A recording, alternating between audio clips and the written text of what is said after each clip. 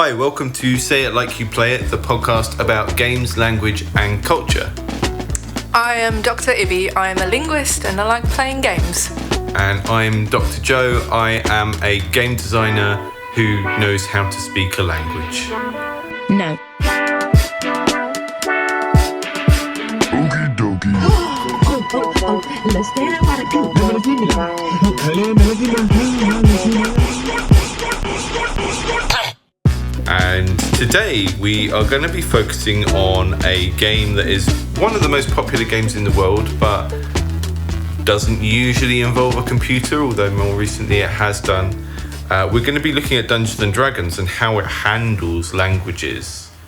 I am a game designer who plays Dungeons and Dragons sometimes and runs campaigns, and RPGs are one of my favourite genres of video games. I am not the person with a linguistics background, so I'm going to be interested to hear what Ibby has to say about some of these things. Yeah, just to preface, I'm not an expert in constructed languages, so... What does that mean? Well, a constructed language is, I would say, a language that is made up. A fake language. Although keeping in mind that all languages are made up to some degree. But it's basically a language where someone has sat down for whatever reason and has decided, okay, I'm going to make a language from scratch now. Yeah, that's what we have in D&D. That's what we have in all kinds of fictional worlds. If we think about Elvish in The Lord of the Rings, for instance, Klingon, and the most well-known sort of real-life example that doesn't come from a fictional world is probably Esperanto, which was invented with the idea that it would be a good lingua franca, so a sort of language that we can use to communicate globally and a language that everyone would have to learn, in contrast to, English, which is the lingua franca now, or back in the day, it was French to some degree, and then it was Latin for some degree as well. Yeah. Depending on where you got colonised. Yeah, and when. So we had Esperanto, which didn't catch on. No. It was like the fetch of the language world. Stopped trying to make Esperanto happen. And at some point, Tolkien made Elfsperanto. Yeah. I think there was a complete language for orcs as well, called the Black Speech for the Orcai. Yeah, I think that's true. And I don't know if there are fantasy authors before Tolkien that ever created a whole language, but that's the one that always gets brought up as being like the first example of someone doing it. And yes, and it was, quite detailed, the way he did it. So just to give a sense of how languages work in D&D for anyone who hasn't played the game. So if you've never played Dungeons and Dragons, you'll be familiar at least with things like Stranger Things and seeing other people play it, where you kind of sit around a table and use your imagination to varying degrees, and your characters are based on kind of numerical values for what that character knows, which helps to create a separation between the player and the character they're playing. So you can be a not very smart person in real life and then be playing a wizard who's very good at history or something like that. And languages kind of fall into that. They fall into one of these sets of skills that your character can know about, and there are all different sorts of languages within that setting. And in terms of how players come across that information, there's a Dungeon Master's Guide and a Player Handbook, which are two of the main sources of information about how to play this game. And that's where the kind of information on these languages are listed. And we're going to kind of go through and pick out some that are particularly interesting or fun, I guess, from a linguistic standpoint. But I think, first off, we should just look at how they're done in general, because I think it's interesting to see what's put in and what's left out in most cases, because they are not sort of Tolkien-esque Elfsperanto languages where someone has actually constructed the language, right? They've just kind of given us the rough idea of each one. Yes, it's more the sort of history and rough description of a language rather than, the rules of the grammar and all of that. Yeah, so some languages belong to a particular race, which they've actually, in the new update, 5th edition, they've changed the language from race to species, finally, because the things that were referred to as races weren't races. They weren't ethnicities of the same sorts of people. They were completely different species. Obviously, it's a bit more complicated than that because you get orcs who can have a child with a human and make a half-orc. It's all very strange, and the whole weird eugenics of fantasy worlds is not something we can get into in depth now, but there are some languages on here, like top of the list, because it's in alphabetical order. We've got Aarakocra, which is the language of the bird people. They used to be a kind of standard species that you could always play as, but they took them out, and I think that was because it's really annoying to try and DM a game where someone can fly, and they're constantly putting armor on and taking armor off so that they can fly up and look in windows and stuff. So it says, Aarakocra is the language for the birds and can be extremely difficult for a non-beaked creature to reproduce. That makes sense. Yeah, as you would expect, right? The language is notable in the fact that it has many ways of saying the same thing depending on the speaker's mood. The same thought can be expressed in a loud, shrill tone or a delightful tune of bird calls. So it's kind of telling us about the phonetics of the language, right? And what it sounds like audibly, because there is an appearance bit underneath that's about the script as well. Yes, so obviously what kind of, let's say, spoken language a creature can produce is very much dependent on the physical makeup of the organs that can produce that, right? So we make lots of different sounds by how our mouths are positioned, and specifically how our tongue is positioned in our mouth as, you know, humans. And if we have a race that is beaked, and I don't know if they would have tongues or not, but you know, it limits what they can do. They can't shape their beaks in different ways, right? So we get a sort of bird song. We know what birds sound like. So, you know, that limits what kind of things they can communicate. I feel like it should be obvious that birds have tongues, but now you've made me doubt it, and now I'm going to start Googling whether birds have tongues, but I think maybe they do. And then it talks about the script being like effectively written with a claw, which is again quite a cool consideration, because if you had a claw, you would have a writing implement with you, although I can imagine that would be potentially painful or break down after a while. Yeah, I was thinking that one of the things that always strikes me when you have like animal-based creatures in these things is that they can obviously talk in English or whatever the standard language of the setting is, which in D&D is referred to as common, which is like their escape route for if French players are playing it, then common is French, and if English players are playing it, then so common really just means whatever is the lingua franca. Yeah, right? Exactly. But it's kind of, when you get really pedantic about it, you start to think, okay, why would a character with a beak be able to speak in the common, and why would a character with a tiger's head be able to speak in the common? But then we know there are birds in the rainforest that can imitate sounds to a like incredible degree, like make it sound like a playground full of children playing, and we know that cats imitate human baby sounds to a degree. Which is funny, because then I imagine these kind of cat-based characters, and instead of having kind of normal timbre human voices, they all sound like babies when they speak. Which some people would probably like to role play, but it would be really, really irritating to me if everyone's cat characters like to talk like this all the time. Yeah, I can see that. Yeah, I was just thinking about the actual written script of that bird race, which, you know, basically it is they use their, is it claws, is it talons, what is it's implied that the script is at least developed to use their claws. I suppose they might have other tools to make it easier, but which, you know, reminds me a lot of cuneiform, which is, you know, one of the oldest forms of writing, and I'm sure a lot of people might have seen this before, where you have sort of clay tablets and then you use some kind of tool to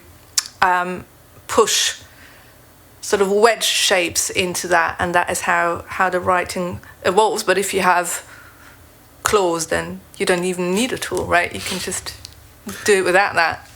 You can sort of imagine how, like on a keyboard, we have a layout that is based on the mechanics of the hand and the relative frequency of different letters in the alphabet and stuff. You can imagine how the different what they call the strokes in the language would bias towards particular directions that are easier to write with the hand. Like a stroke that comes down from the top would be an easier score to make than, say, like a curve that comes from the bottom and goes upwards, because you have to twist your whole hand round. So you can imagine how like rarer, and we don't know if this is an alphabetic language or if they're like it seems to be, I found a nice little table of the written symbols, and it seems to be an alphabetic language. And to jump ahead, because I don't want to go down through this in alphabetic order, so I'm going to jump around to ones that people might be familiar. And another claw-based language, I'm surprised it's claw-based, but it's the Gith, who feature quite prominently in Baldur's Gate 3, which, if you are less familiar with D&D but more familiar with video games, you might have played. And the Gith are kind of like an alien race. They are humanoids, but they come from another dimension. They're split into two distinct ethnicities of the kind of warlike Githyanki, who are very much like Klingons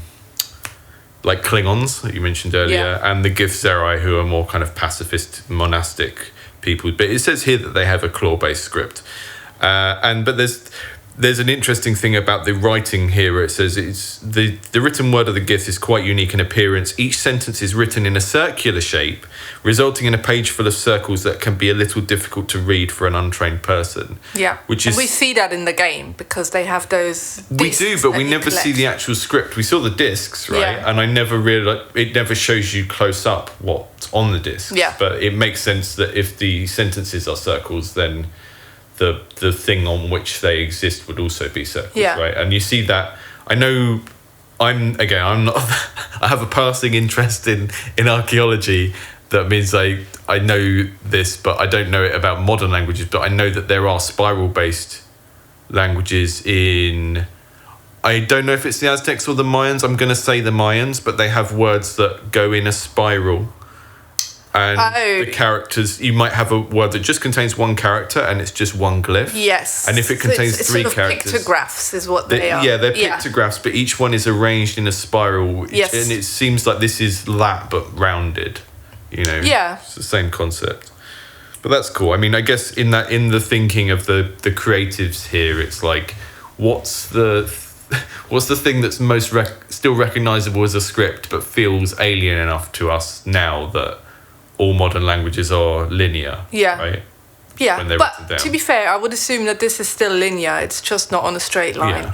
Yeah. So it's, I'm not sure to what degree the fact that it's in a circular shape, how that actually affects the language or how it would be read. Because I can write a sentence in a circular line as well, and that's not going to change the meaning or anything about it. So, I don't know if it tells us any more than that, but... It feels like it might change how you think when you're writing, though, because you have to know the structure of the full sentence before you can start writing it. You know when you're a kid and you're, like, drawing a picture of, like, a can of baked beans or, like, a bottle, and you don't plan the text out properly, so you end up, like...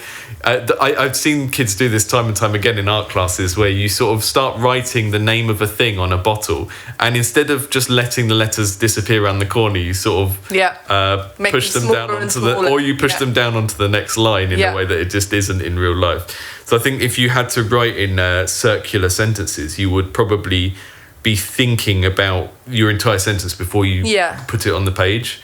Does it say that it is one sentence per circle? I think so. That's inferred. But again, I think that's what's really interesting about the approach they have here is that you get these 3 little paragraphs for each language, and there's a summary, the sounds, which I guess is the phonetics and how it relates to their body. Yeah. And then the appearance, which is what it looks like when you just find a text that is in this.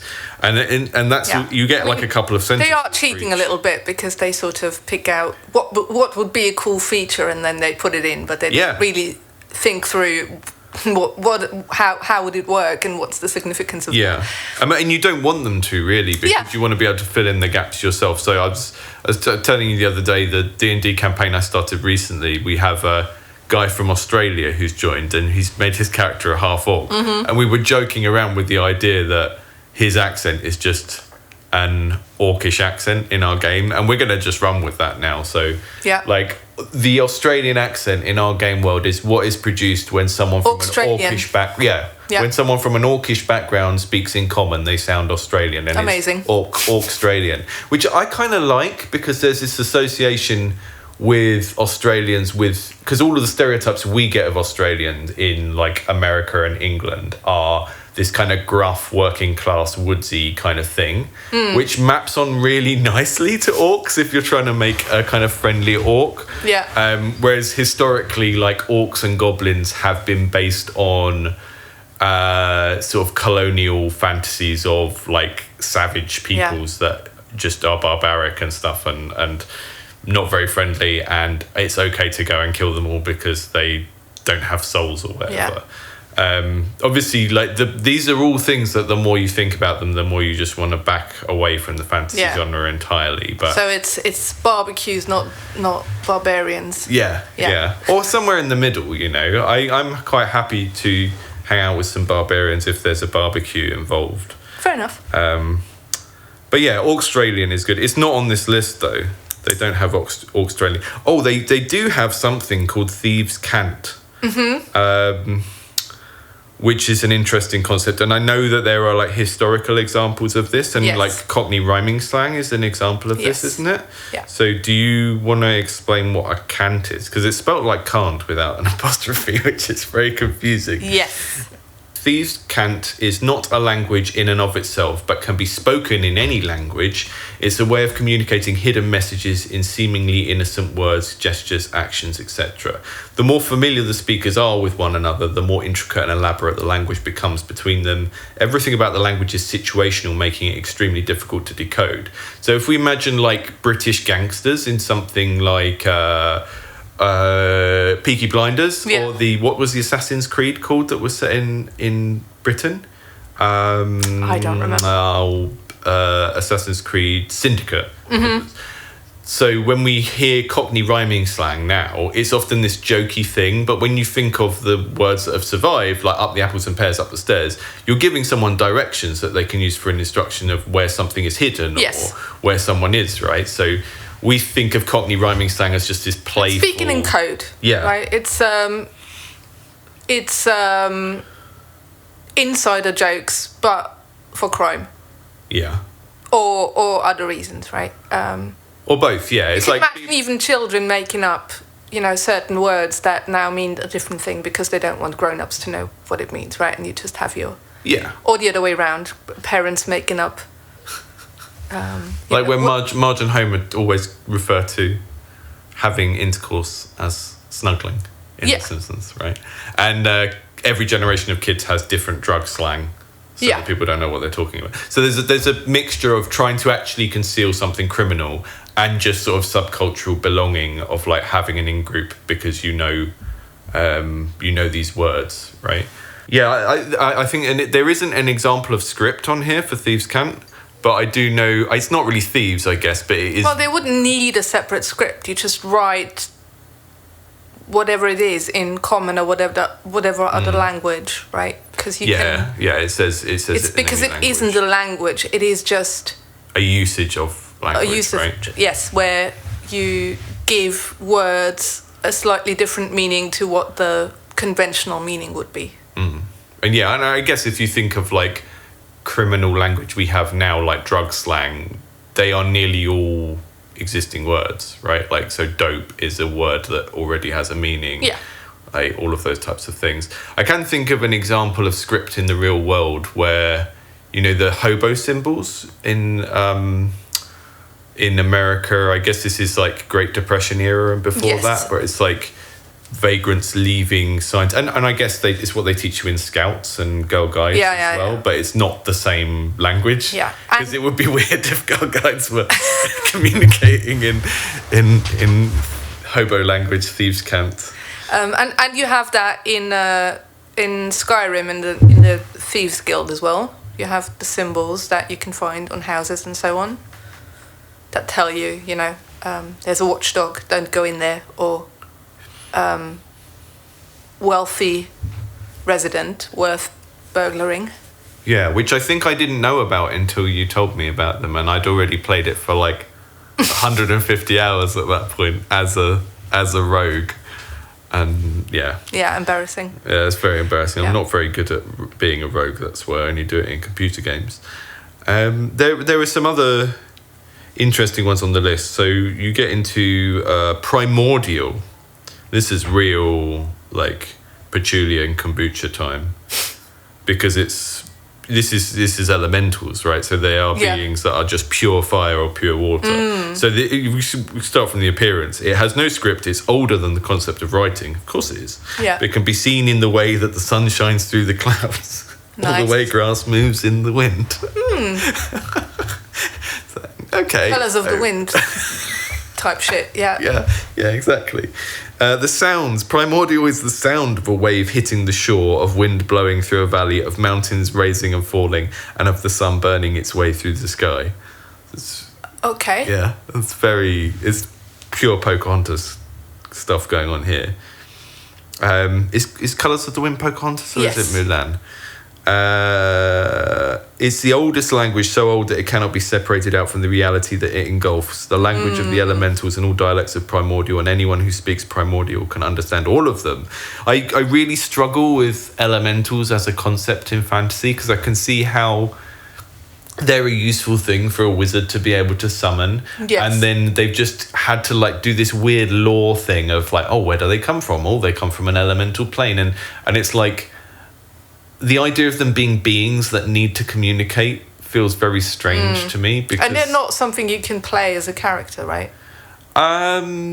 not really, no. I mean, you get elementally aligned character types, Yeah. like half djinn and stuff like that, but it just always feels a bit odd to think of elementals as beings with a desire, Yeah. right? Did Unless they it's come just- from... I sort of imagine a different universe where Yeah, so they live, and in the morning the fire elemental puts on his little hat and he goes out and he says goodbye to his little fire elemental. That's the movie you've seen. That's a movie that's called Elemental. You're thinking, Oh, yeah. which is even more troubling because it makes even less sense. But in D&D you have the prime material plane, which is where all of the planets that look even vaguely like Earth are on, and then you have elemental planes where it is just fire, or it is just death, or it is just water, or and some of them are related to sort of concepts like order or chaos or whatever.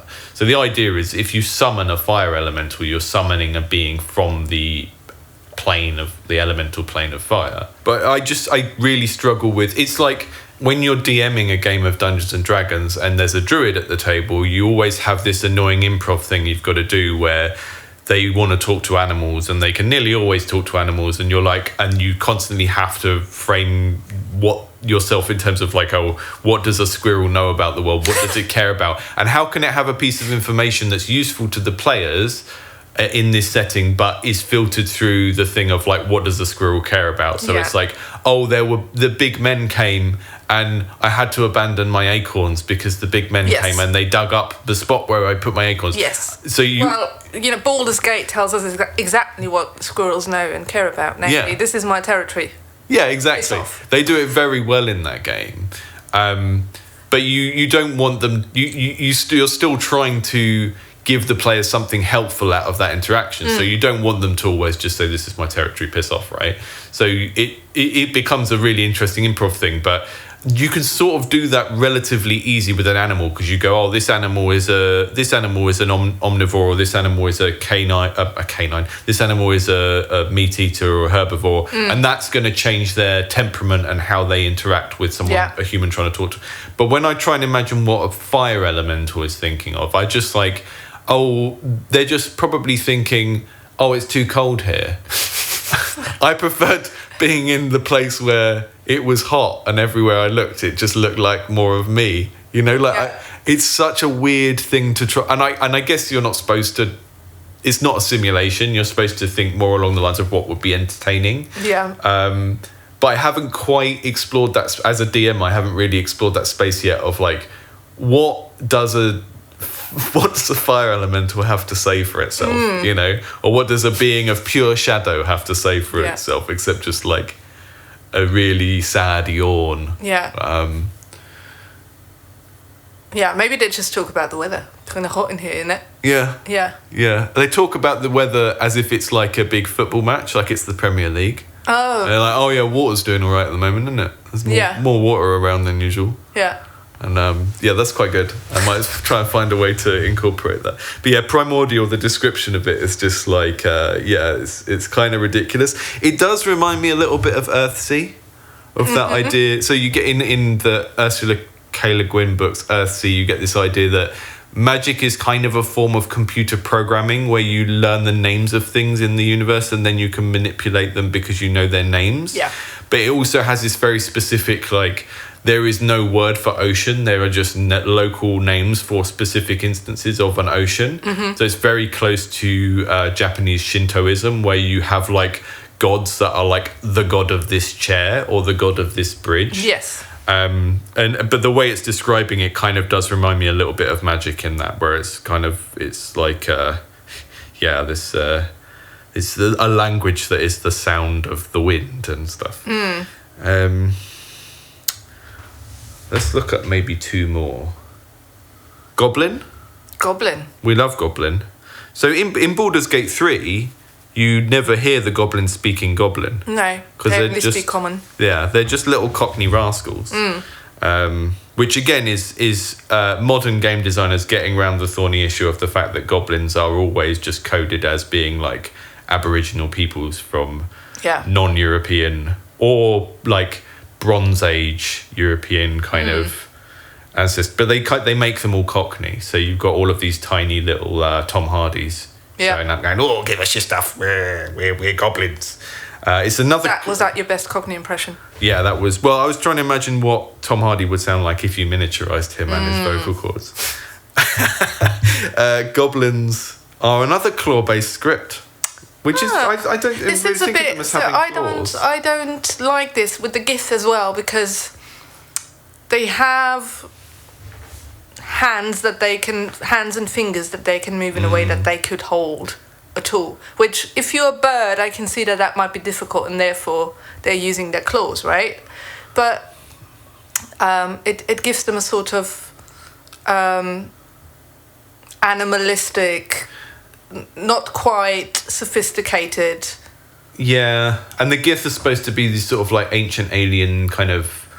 They're not supposed to have that kind of primitive quality. No, they have the technology. Although I can imagine them doing their claw-based script in quite a flouncy way, you know. Well, they do it in a circle, apparently. Yeah, but I think claw is just the baseline here. It is interesting though that they've got a variety of claw-based scripts. It's not just a particular type of creature. Yeah. So goblin is spoken by all goblinoids, which includes hobgoblins and the bugbear. Bugbears are like big, tall, hairy goblins.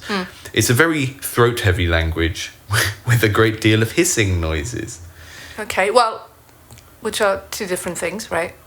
Yeah, but I guess it's jumping up and down between the things, right? Hissing is like a thing that happens with your tongue, mostly. Putting your tongue in a certain place and then... It says it can be very difficult to understand, especially as it's generally spoken at very low volumes and is easily covered up by other noises in the surrounding area. So we've got the idea of it being very guttural and then, like, I guess it's like taking the English language and splitting up those elements and pushing them further in each direction. Yeah. So the sibilance is like really hissy and everything else is very like guttural. Yeah. Glottal. Yeah. Or down here, like a turkey. Yeah. Yeah. Like a turkey language. Not Turkish. Not Turkish like the animal turkey. It says it's probably the simplest of all the written languages, constructed of very simple scratches. It's hard to express any real depth of meaning in the written word, and most goblins will opt to write in common instead. I guess the thing I would map that onto would be like the hobo symbols we were talking about before, where it's almost like the writing is just there to express an instruction. Basic things. It's not like... Wasn't there a book of goblin poetry that we found in Baldur's Gate 3 at some point? Did we? I don't remember. I'm gonna find one and read it. But yeah, I don't think the goblin poetry book was probably written in common, because it just said that you can't express stuff in. They're sort of written as limericks in a silly kind of Cockney. It's even written in phonetic Cockney, so he is E and stuff. Yeah. I once met a wizard in Tama who went and corrected me grammar. He said, I can't cast no spell till I enunciate it well, so I beat him to death with a hammer. Very nice. Yeah. So the goblin part of the poetry is just that it was written by a goblin, but in common. Yeah. Right. And not just common, but like Cockney common, whatever that is meant to indicate. Orcstralian, this is the... Yeah. You've got Orcstralian, and then you've got Goblin Cockney, which is like Globney or something. Sure.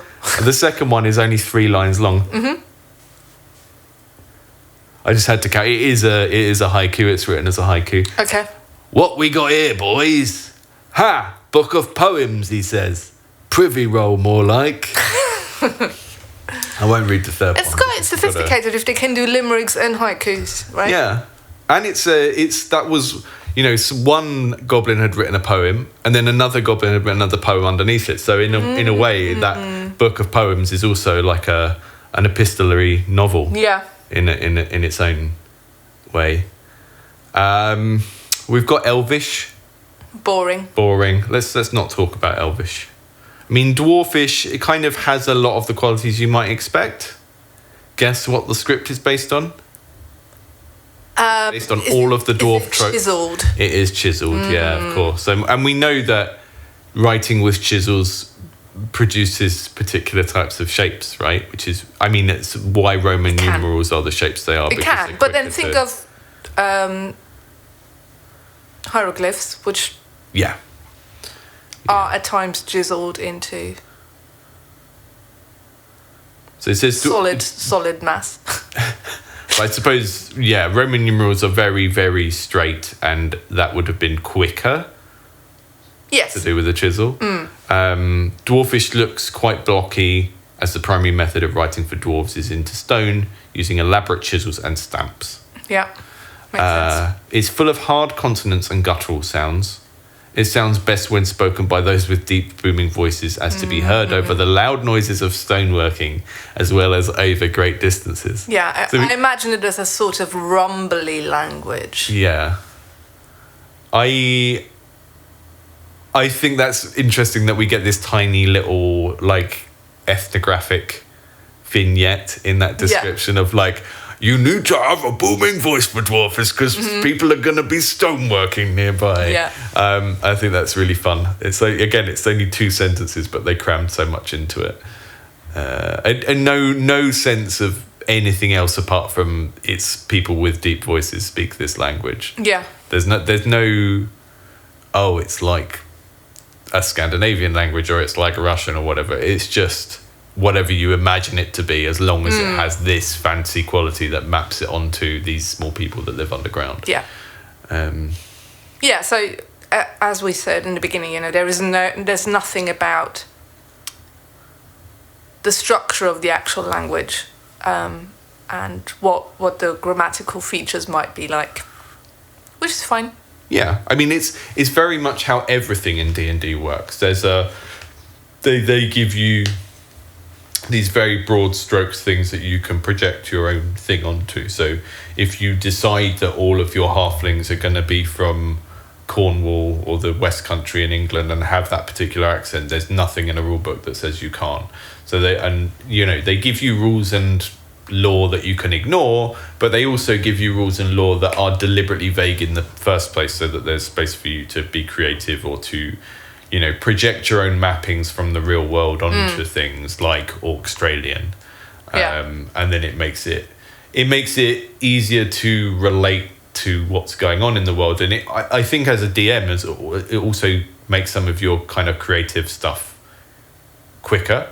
Because then I go, oh, Orcstralian, okay, we meet a random half-orc, they're going to be called Bruce. Or we meet a couple of half-orcs, they're going to be called Bruce and Sheila. Yeah. And then later down the line, I'm gonna be like, oh no, I've used up all 2 of my Australian names. I need to get my Australian baby names dictionary out. And I think it's an interesting example. Like some of the other games that we might look at on this podcast will have a much more structured approach to doing a constructed language. Yes. So, for example, when we played Heaven's Vault, that is a language that is very literally constructed. Yes, because it is the focus of the game. Yes, and like the whole game is based around you deconstructing it. And the thing that's so cool about it, spoiler alert if you haven't played that game, is that there is no definitive right translation that exists outside of the game as far as we're aware. It's like it's all inferred through the gameplay, and you can... But I mean, it's a whole episode in its own right? But I guess what I'm gesturing at is because D&D as a game needs to do particular things in terms of player creativity, it does have this approach to language, which is just like, it just kind of gives you a blob of flavour to work with.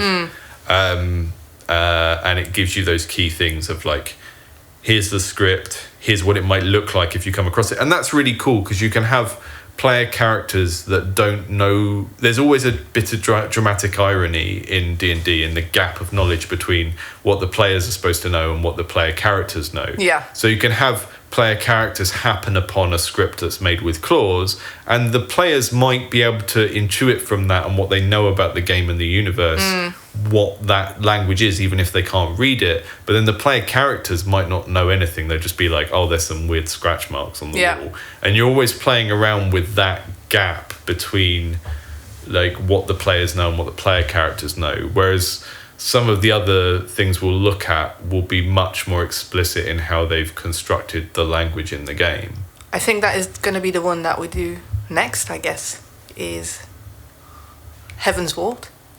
Okay.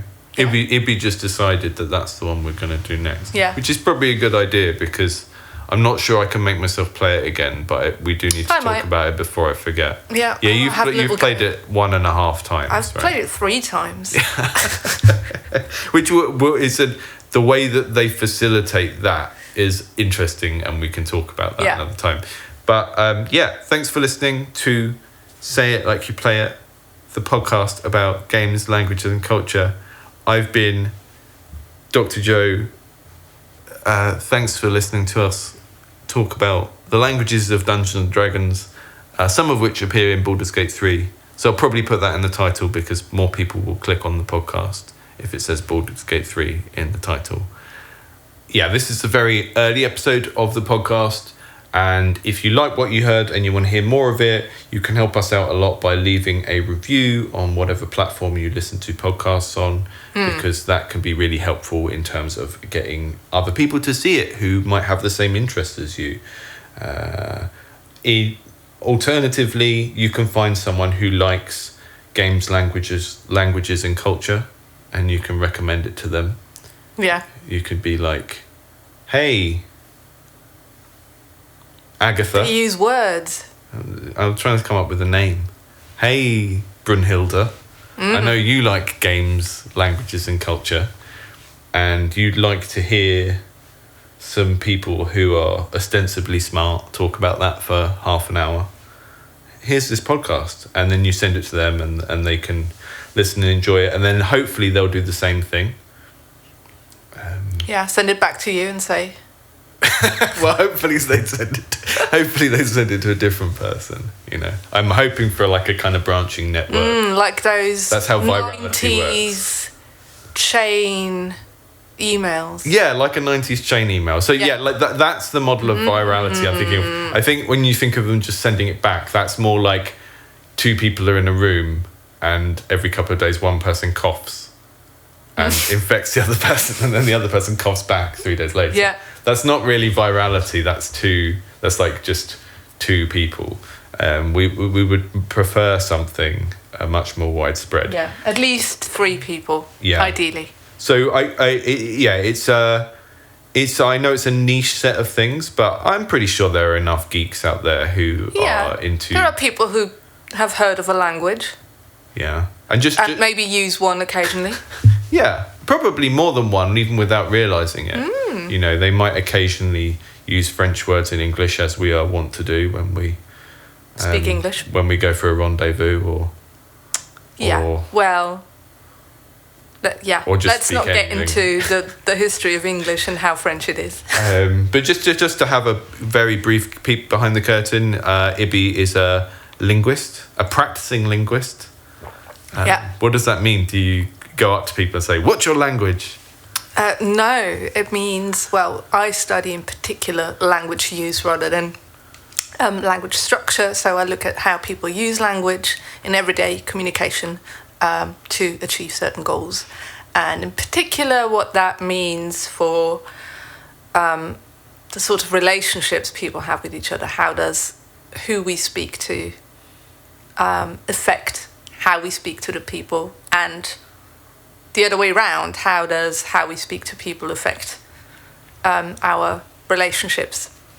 So it's concepts like manners and that sort of stuff all falls in that category of broadly things like politeness, impoliteness, interpersonal conflict, to